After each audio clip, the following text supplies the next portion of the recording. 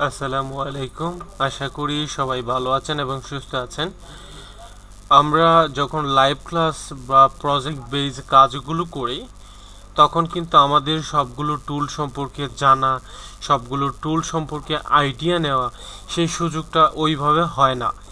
এজন্য আমরা টোটালি একটা সিরিজ রেডি করতেছি এবং আমরা ধারাবাহিকভাবে এই টোটাল সিরিজে ইলাস্ট্রেটরের বেসিক যে টুলগুলো আছে, অর্থাৎ ইলাস্ট্রেটরের যত টুল আছে সকল টুল এর ব্যবহার আমরা শিখব। এখানে এ টু জেড আমাদের ইলাস্ট্রেটর টুল এর ব্যবহারগুলো থাকবে। আমরা এইখান থেকে ইলাস্ট্রেটরের সকল টুল এর ব্যবহারগুলো শিখব।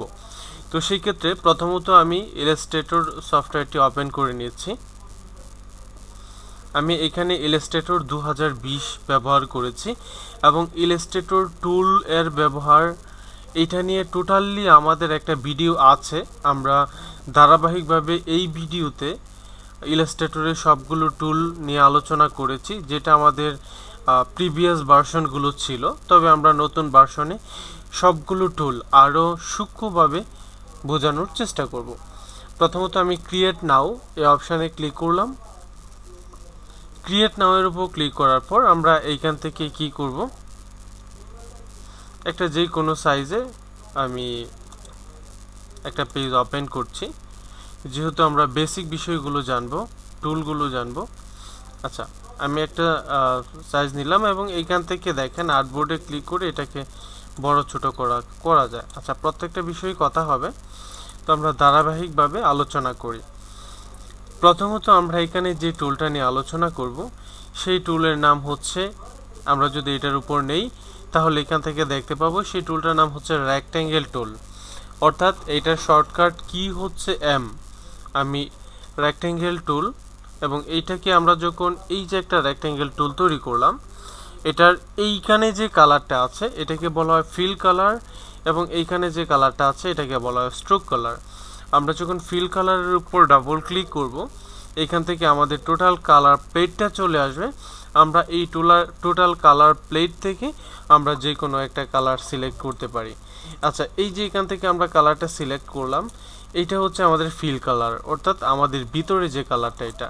এবং পাশে যে একটা বর্ডার দেখতে পাচ্ছেন এটাকে মূলত বলা হয় স্ট্রোক কালার।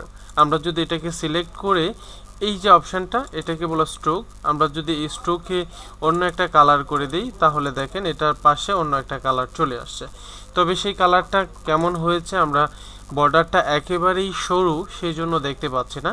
আমরা যদি এইখান থেকে স্ট্রোকটা বাড়িয়ে দেই তাহলে আমরা এই ব্যাপারটা আরও ক্লিয়ার দেখতে পাবো। এই যে দেখেন এটার যে পাশের যে বর্ডার বা স্ট্রোক ইলাস্ট্রেটরের ভাষায় সেটাকে স্ট্রোক কালার বলে। এবার যদি আমি কালারটা চেঞ্জ করে এটা দেই, দেখেন এবার ক্লিয়ারলি বুঝতে পেরেছেন। তবে আমাদের বিভিন্ন কাজে স্ট্রোক কালার অফ রাখতে হয়, আমরা সেই ক্ষেত্রে স্ট্রোক কালারগুলো অফ রাখবো কিভাবে সেটা একটু দেখি। এইখান থেকে যদি যাই গিয়ে আমরা স্ট্রোক কালারটা অফ রেখে দেব একটু। এই যে স্ট্রোক কালারটা অফ, আশা করি আপনারা এতটুকু বুঝতে পারছেন। তো আমি এখান থেকে আশা করি আপনারা এই বিষয়টা বুঝতে পেরেছেন, ফিল কালার এবং স্ট্রোক কালারের ব্যাপারটা। দেন আমরা এটাকে এবার কি করলাম, একটা রেক্ট্যাঙ্গেল টুল এঁকে নিলাম। এবার আমরা যদি এই রেক্ট্যাঙ্গেল টুলটা তৈরি করার জন্য কিবোর্ডের শিফট বাটন ক্লিক করে যদি আমরা রেক্ট্যাঙ্গেল টুলটা টানাটানি করি, সেই ক্ষেত্রে দেখবেন একটা নির্দিষ্ট পরিমাণ চারদিক দিয়ে সমপরিমাণ সাইজ নিয়ে সেটা তৈরি হবে। আশা করি এই ব্যাপারটা ক্লিয়ার। আচ্ছা, তাহলে আমরা রেক্ট্যাঙ্গেল টুল ব্যাপারটা দেখলাম। এখন এইটাতে ক্লিক করার পর দেখেন প্রত্যেকটা কর্নারে এরকম একটা ছোট্ট আই যেটাকে বলে চোখের মতো একটা অংশ আসে।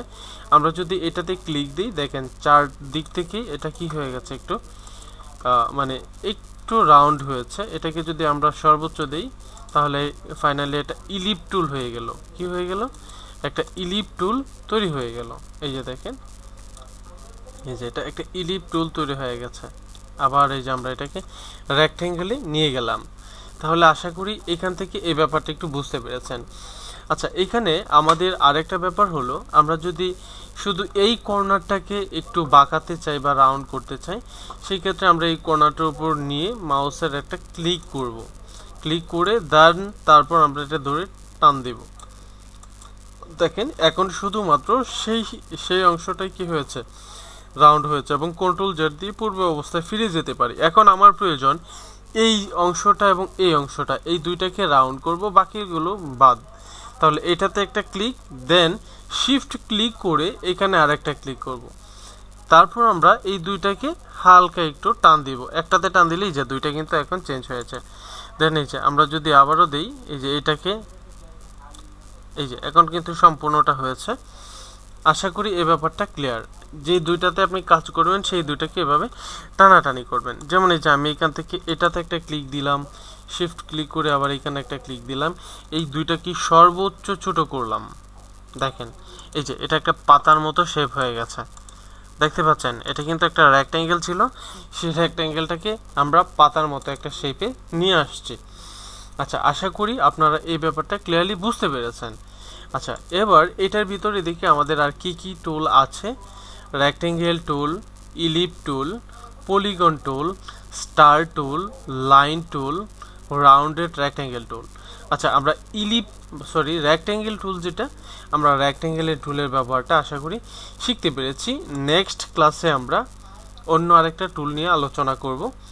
সে পর্যন্ত সবাই ভালো থাকবেন। আসসালামু আলাইকুম।